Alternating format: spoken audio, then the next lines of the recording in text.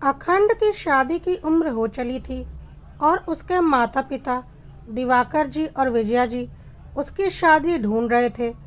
अखंड के पड़ोस के गांव में हर साल शादी के योग्य हो गए लड़के लड़कियों के लिए एक सम्मेलन लगता था, जहां पर लोग अपने अपने बेटे और बेटियों की शादी के लिए आया करते थे, ताकि उन्हें अपने बच्चों के लिए अच्छा जीवन साथी मिल सके। अखंड के बड़े भाई शेखर, बहन सरोज, दोनों की शादी हो चुकी थी। अखंड अपने घर में सबसे छोटा था। गांव में काफ़ी खेती बाड़ी और ज़मीन जायदाद थी और उसी से घर का खर्च चलता था। साथ ही साथ फसलें बेचकर बहुत अच्छी आमदनी होती थी। बहुत ही संपन्न परिवार था अखंड का। विजया जी और दिवाकर जी भी अखंड के रिश्ते के लिए इस बार उस सम्मेलन में गए थे, ताकि उन्हें कोई योग्य वधू अपने छोटे बेटे के लिए मिल जाए। वहाँ उन्हें लड़कियों की लिस्ट में से एक बहुत ही अच्छा रिश्ता अखंड के लिए पसंद आया। लड़की बहुत ही खूबसूरत थी और पढ़ी लिखी भी थी। लड़की का नाम रुंझुन था, लेकिन हर तरह से योग्य होने के बाद भी रुंझुन का रिश्ता अखंड के घर में किसी को पसंद नहीं आया था। लड़की की सारी डिटेल्स देखने के बाद वजह थी रुंझुन और अखंड का गांव। रुंझुन प्रयागपुर गांव की लड़की थी और अखंड रुद्रपुर का रहने वाला था, और दोनों गांवों के बीच शादी का रिश्ता कभी नहीं होता था। ऐसा माना जाता था कि प्रयागपुर और रुद्रपुर में अगर रिश्ता होता है तो ज़रूर कुछ गलत होता है, खास करके अगर प्रयागपुर की लड़की ब्याह करके रुद्रपुर आ जाए, क्योंकि वर्षों पहले अखंड के गांव रुद्रपुर में प्रयागपुर से एक दुल्हन विदा होकर आई थी, जिसे ससुराल वालों ने दहेज के लिए प्रताड़ित किया था और आखिर में उसे जिंदा जलाकर मार दिया था, जिसकी वजह से मरते मरते उसने गांव को श्राप दिया था कि अगर अब कभी भी इन दोनों गांवों के बीच रिश्ता जुड़ा तो उसकी प्रेतात्मा आकर रुद्रपुर के उस घर को जिसमें प्रयागपुर की लड़की आई है तबाह और बर्बाद कर देगी। हालांकि इस बात को सालों बीत चुके थे, किसी ने इसे खुद से देखा नहीं था और ना ही इस बात के कोई साक्षी या प्रमाण थे। बस अपने पूर्वजों के मुंह से सुना था और ऐसे ही बातें आगे बढ़ती चली गई थी, और आज तक भी लोग इन दोनों गांवों के बीच रिश्ता करने में डरते थे। सच क्या था कोई भी नहीं जानता था, लेकिन फिर भी सबके मन में एक वहम बैठा हुआ था। रुंझुन की तस्वीर अखंड को बहुत ज़्यादा पसंद आ चुकी थी और अखंड बहुत ही दबंग स्वभाव का व्यक्ति था। वह अपने घर में जिद कर बैठा कि उसे हर हाल में रुंझुन से ही शादी करनी है। घर में कोई भी इस शादी के लिए तैयार नहीं था, क्योंकि उन्होंने बचपन से ही यही बातें सुनी थी कि इन दोनों गांवों के बीच शादी का रिश्ता नहीं हो सकता। लेकिन अखंड इन सारी दकियानूस बातों को नहीं मानता था, और अब गांव के कुछ युवा भी इन बातों को मानने से इनकार करते थे। सबका यही कहना था कि आज तक तो कभी किसी भूत प्रेत को देखा नहीं, बस सालों से एक सुनी सुनाई बात को मानते हुए सब चले आ रहे हैं। अखंड अपनी जिद पर आ गया और किसी तरह से घर वालों को मना लिया और रुंझुन और अखंड की शादी तय कर दी गई। सबके मन में अजीब अजीब से ख्याल आ रहे थे, लेकिन अखंड सबको यही बोलता था, इन सारे अंधविश्वासों से बाहर निकलो। ज़माना कितना आगे बढ़ गया है और तुम लोग 100 साल पुरानी बातों को पकड़कर बैठे हो, जिसकी सच्चाई कोई भी नहीं जानता। और वैसे भी जिस घर को लेकर यह किस्सा बनाया गया है, उस घर के कोई भी वंशज अब बचे नहीं हैं। वह घर भी कब का गिर चुका है।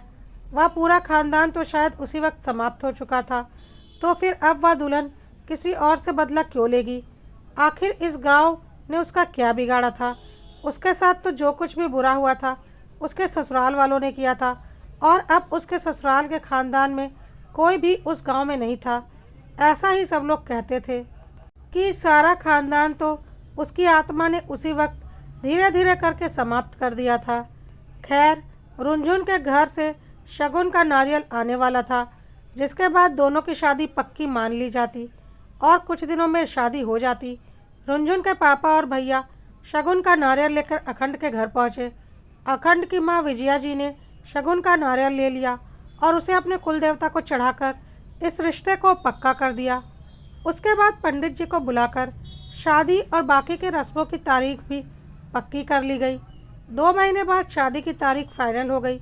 रुंझुन के पापा और भैया अब जाने वाले थे, और रस्म के अनुसार अब विजया जी को भी चढ़ाए गए नारियल को तोड़कर उसका एक हिस्सा रुंझुन के लिए भेजना था, जिसे सिर्फ रुंझुन को ही खाना था। यह उनके यहाँ की एक रस्म थी, लेकिन जब अखंड की माँ विजया जी ने कुल देवता को प्रणाम करके उस नारियल को तोड़ा तो नारियल अंदर से पूरा सड़ा हुआ निकला और वह बदबू मार रहा था, जिसे देखकर घर में सब हैरान हो गए। अब तो विजया जी को और भी ज़्यादा टेंशन होने लगी कि शादी फाइनल होने की पहली रस्म थी और वह इस तरह से खराब हो गई। और वह अखंड से बोलने लगी, अभी भी सोच ले, देख शगुन का नारियल भी सड़ा हुआ निकल गया, जबकि बाहर से बिल्कुल ठीक लग रहा था। कुछ ना कुछ गड़बड़ तो है, क्यों पड़ी लकड़ी लेना चाहता है। लेकिन अखंड की जिद थी, अब तो हर हाल में मुझे रुंझुन से ही शादी करनी है। ज़रा मैं भी तो देखूं, प्रेत आत्मा का श्राप कैसा है और प्रेत आत्मा कैसे आती है। रुंझुन के पापा और भैया तुरंत बाजार जाकर उस दूसरा नारियल लेकर आए, जिसे विजया जी ने अपने कुल देवता को चढ़ाकर और फिर प्रणाम करके उसे फोड़ा। इस बार नारियल ठीक था और उसका एक टुकड़ा रुंझुन के लिए भेज दिया गया। लेकिन विजया जी के मन में यह बात घर कर गई थी कि जो नारियल रुंझुन के पापा और भैया अपने घर से लेकर आए थे, यानी कि अपने गांव से लेकर आए थे, वह नारियल तो खराब निकला। ज़रूर कुछ न कुछ बात तो है। रुंझुन के पापा और भैया के मन में भी कुछ तूफान तो उठ रहा था, लेकिन फिर भी बेटी की शादी बहुत अच्छे और बड़े घर में तय हो गई थी, तो उन्हें लग रहा था कहीं सुनी बातों पर क्या यकीन करना, जिसका कोई सबूत आज तक किसी ने नहीं देखा। बस हम अपने पूर्वजों से यह बातें सुनते आए हैं। खैर, जब से विजया जी ने नारियल तोड़ा था, उन्हें अजीब सा ही महसूस हो रहा था। शाम होते होते विजया जी के हाथ में बहुत तेज़ दर्द होने लगा और उन्हें बुखार आ गया। उन्हें डॉक्टर से दिखाया गया। डॉक्टर ने बोला शायद ज़्यादा काम करने की वजह से इन्हें थकान हो रही है और उसी की वजह से बुखार भी आया है, और इन्होंने शायद कुछ ऐसा काम किया है जिससे उनके हाथों पर जोर पड़ा है। उन्होंने पेन किलर और बुखार की दवाई दे दी और विजया जी सुबह तक ठीक भी हो गई।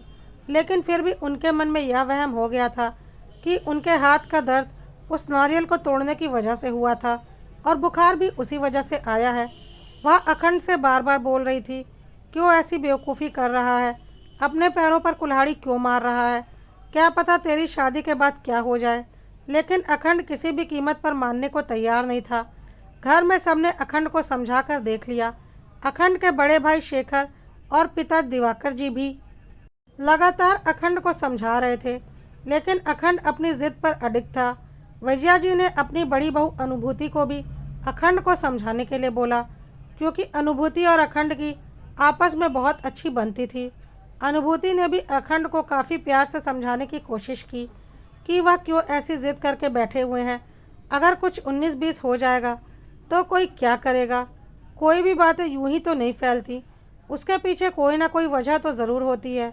लेकिन अखंड कुछ भी सुनने को तैयार नहीं था और बोल रहा था, मैं रुंझुन से शादी करके इस सारे फसाद को हमेशा के लिए ख़त्म कर दूंगा, और यह जो फालतू की लकीर दो गांवों के बीच में खिंची हुई है, जिसका आज तक कोई प्रमाण नहीं मिला, हमेशा के लिए ख़त्म हो जाएगी। साथ ही सबको समझ में आ जाएगा कि यह सब सिर्फ एक अंधविश्वास था और कुछ नहीं। कुछ दिनों के बाद रस्में शुरू हो चुकी थी और अखंड के घर से हल्दी लड़की वालों के घर भेजी जानी थी, और लड़की वाले के घर की हल्दी अखंड के लिए आ रही थी। अखंड की माँ ने अनुभूति से बोला हल्दी पीसकर तैयार करने के लिए, ताकि अखंड के ससुराल भेजा जा सके। लेकिन अनुभूति हल्दी पीसने ही जा रही थी कि पता नहीं कैसे सीलबट्टा उसके हाथ से छूटकर सीधा उसके पैरों पर गिर गया, जिसकी वजह से सीलबट्टा भी टूट गया और अनुभूति के पैरों पर काफ़ी चोट भी आ गई। घर में अब एक और अपशगुन हो चुका था और विजया जी ने तमाशा शुरू कर दिया। मैं मना कर रही हूँ कि उस गांव में शादी नहीं करनी है, लेकिन अपनी ज़िद पर पता नहीं अखंड घर में क्या क्या करवाएगा, कहीं कुछ अनहोनी ना हो जाए। शेखर तुरंत अनुभूति को लेकर डॉक्टर के पास गया, पर अखंड अभी भी अपनी बात पर अड़ा था और बोल रहा था, भाभी भी तो फालतू के काम करती हैं, जब घर में मिक्सी है तो सिलबट्टा निकालने की क्या ज़रूरत थी, मिक्सी में आराम से हल्दी पीसती। कहते हुए अखंड ने मिक्सी निकाली और खुद ही उसमें हल्दी डालकर पीस दी और बोला, लो हो गया। थोड़े से काम के लिए आप लोग कितना बड़ा लफड़ा कर लेते हो। अब इतना भारी सिलबट्टा उठाकर इधर से उधर करेंगे तो गिरने का चांस तो रहेगा ना। विजया जी ने बोला, हाँ बेटा, जैसे अनुभूति ने आज पहली बार सिलबट्टा उठाया हो।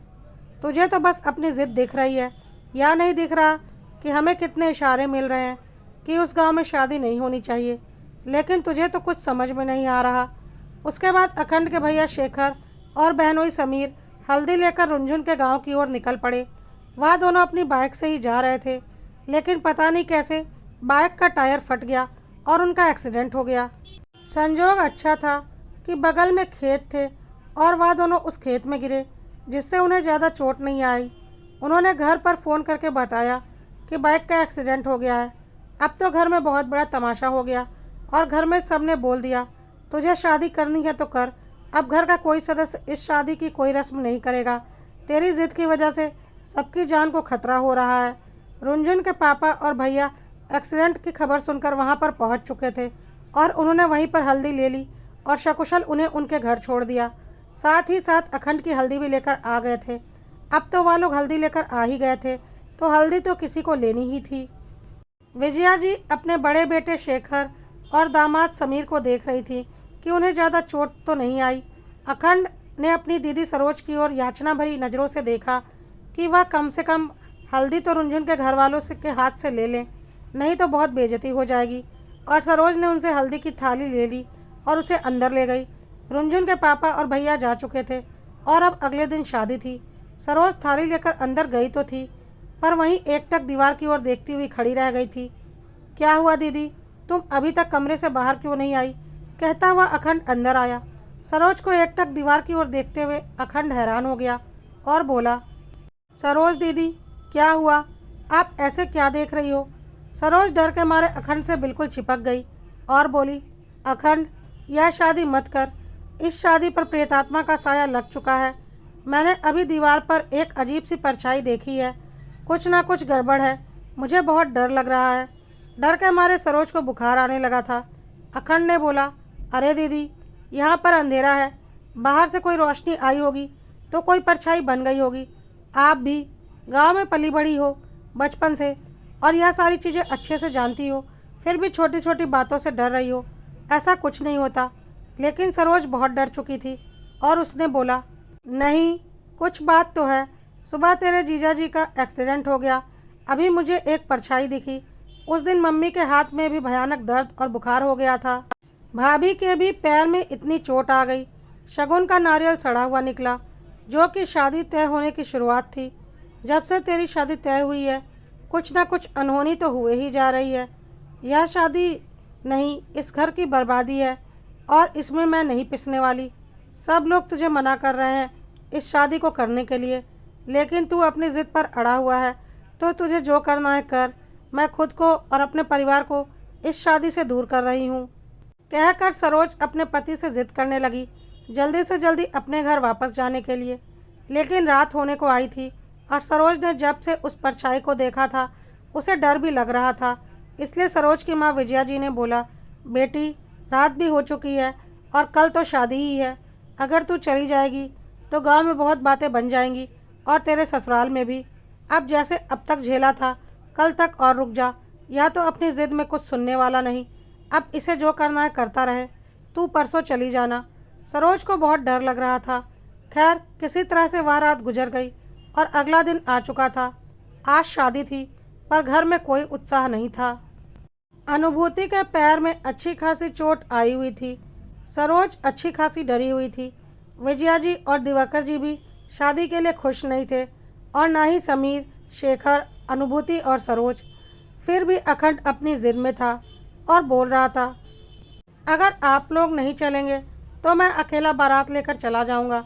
वैसे भी गांव में अगर शादी फाइनल होने के बाद और सारी रस्में होने के बाद बारात लेकर नहीं जाते हैं तो बहुत बड़ा बवाल मच जाता है।